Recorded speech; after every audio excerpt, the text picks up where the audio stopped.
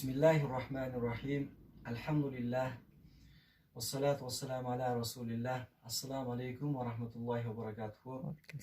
Aziz mo'min musulmonlar, mana bugun Suzaq rayoni Kirib degan joyga keldik ziyoratga. Bu opamizni yashash joylarini ko'rib, bizga murojaat qilganligidan kelib, yashash joylari avarinli holatda ekan. Bu uyda hozir egasi bo'shatib qo'y debdi, chiqib ketish kerak ekan bu uydan. Keyin haqiqatda bu opani hozir boshqa joyda yeri bor ekan, cheki. Ya'ni ana shu joyga joy solishlik uchun mablag' kerak ekan. Bu opani 3 ta farzandi bor ekan. Opani kuyovlari yo'q. O'zingiz qisqacha bir ma'lumot berib qo'ysangiz.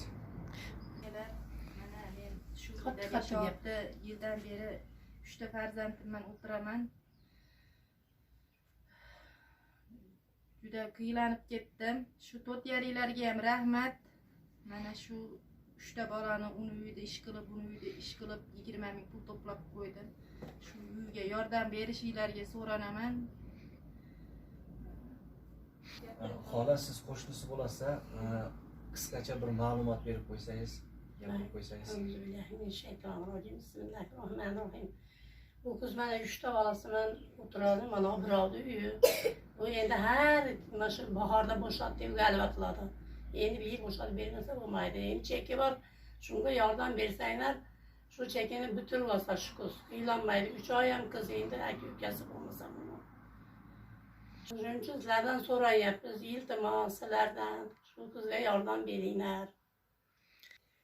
Allohga behisob shukrina, qishlog'imizda ham bolalar yaxshi yashaydiganlar bor ekan. Qizdan xabar olib, ko'miridan, produktasidan mana to'tiyadilar. Bu yerda o'zimizni mana tamandagi mayor qishloqlar ham yordam berishib shu qizga qishda produktasidan ham yo'qdan xabar oladi. Endi o'ta qiynalib ketdi sizlardan iltimos.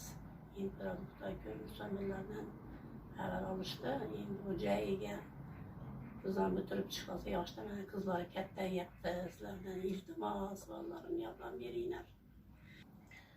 Mana o'zingizlar ko'rib turgandek, mana hozir qisqacha ma'lumot berildi.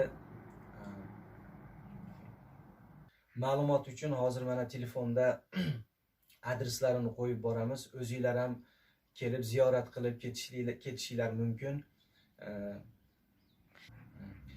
Videolarimizni tarqatishlikda o'zingizlarda hissanglarni qo'shib qo'ysalar yaxshi bo'ladi.